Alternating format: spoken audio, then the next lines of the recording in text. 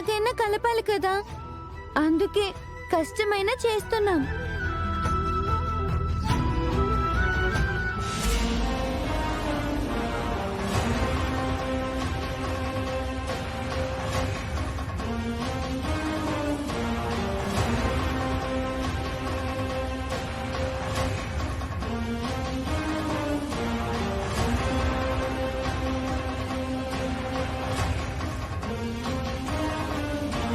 అమ్మా నాన్నల కష్టాన్ని పిల్లలు అర్థం చేసుకున్నారు.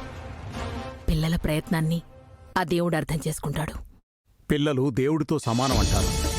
పిల్లలకు అర్థమైతే ఆ దేవుడికి అర్థమైనట్టే. కంపెనీని కాపాడ్డానికి లక్ష్మి విశ్వ ప్రయత్నం చేస్తోంది.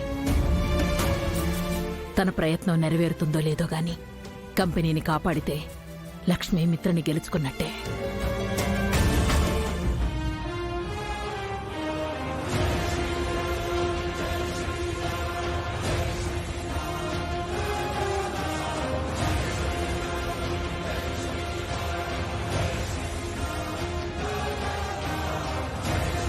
మా అమ్మ నాన్నలు ఎలాగైనా కలవాలి.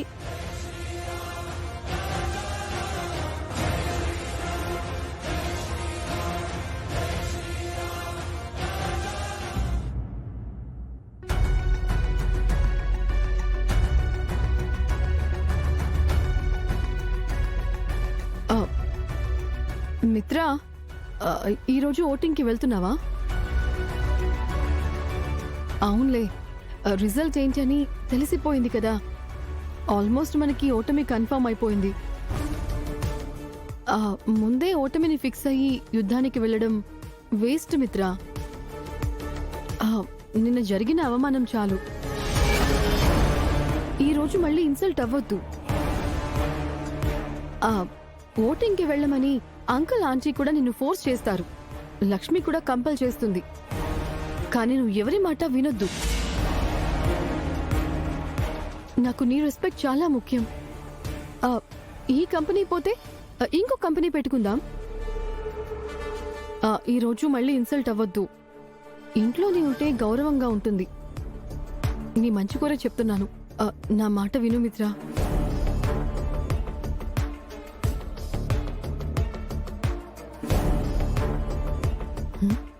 ఏంటిది? మిత్ర నా మాట వింటాడా వాళ్ళ మాట వింటాడా? ఏం చెప్పకుండా వెళ్ళిపోయాడు. మిత్ర విలువను నువ్వు తగ్గించాలని చూస్తున్నావా? అందుకు నేను ఒప్పుకోను.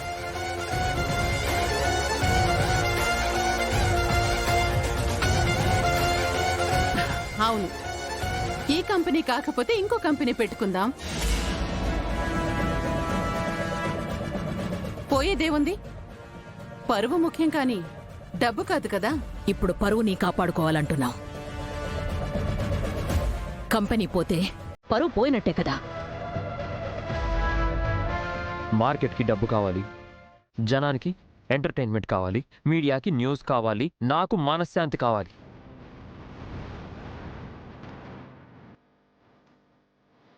ఎవరికి కావాల్సింది వాళ్ళు తీసుకుంటారు. ఆ ఛాన్స్ నాకు ఉంది. వివేక్, ఆ ఫైల్ ఇవ్వు.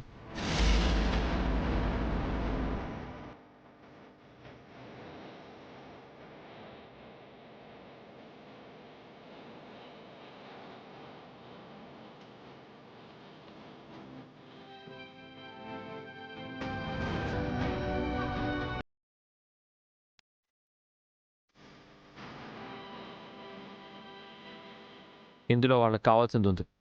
నన్ను వదిలేయండి. మిత్ర, అన్నయ్య,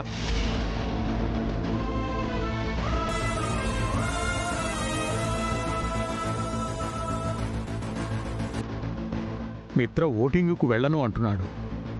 ఇప్పుడు ఏం చేద్దాం? నేను వెళ్తాను మావయ్య గారు.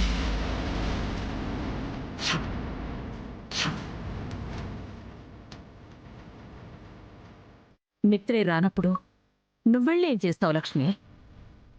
చివరి నిమిషం వరకు ట్రై చేస్తాను. కంపెనీ చేజారిపోకుండా చూస్తాను. మిత్ర వల్లే కానిది నీ వల్ల అవుతుందా? ఆయన చేతకాక వదిలేదు. చెడ్డవాళ్ళకి దూరంగా ఉంటాను అంటున్నారు. మరి నువ్వెందుకు దగ్గరగా వెళ్తున్నా? కంపెనీ కోసం, ఆయన పరువు కోసం.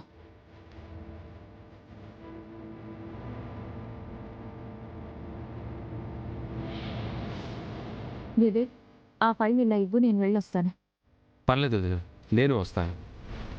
ఉమ్. వస్తాను.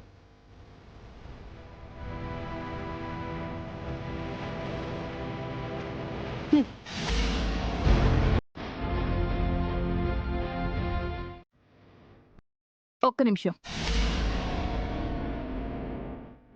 చూడండి. మీరు ఎన్నో సంవత్సరాలుగా ఈ కంపెనీలో షేర్ హోల్డర్స్గా ఉన్నారు. మా మావయ్య గారు జయదేవ్ నందన్ గారితో, నా భర్త మిత్రానందన్ గారితో మీకు మంచి అనుబంధం ఉంది. వాళ్ళిద్దరూ ఎలాంటి వాళ్ళో, వాళ్ళ మనస్తత్వం ఏంటో మీకు బాగా తెలుసు. ఎన్నో సంవత్సరాలుగా వాళ్ళు మీ వెనకే ఉన్నారు. అది దృష్టిలో పెట్టుకుని ఓట్ చేయాల్సిందిగా కోరుతున్నాను. ఈ కంపెనీలో మేము లాభాలే కాదమ్మా, నష్టాలు కూడా చూసాం.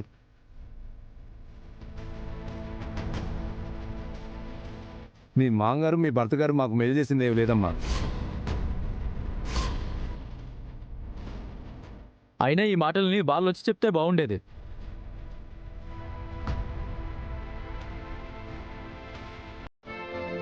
అయితే మీరు మాకు ఓట్ చేయరా?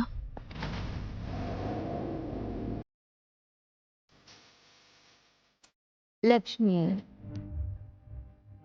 బిజినెస్ లో బార్గెనింగ్ ఉండాలి, కానీ ఈ బెగ్గింగ్ ఏంటి?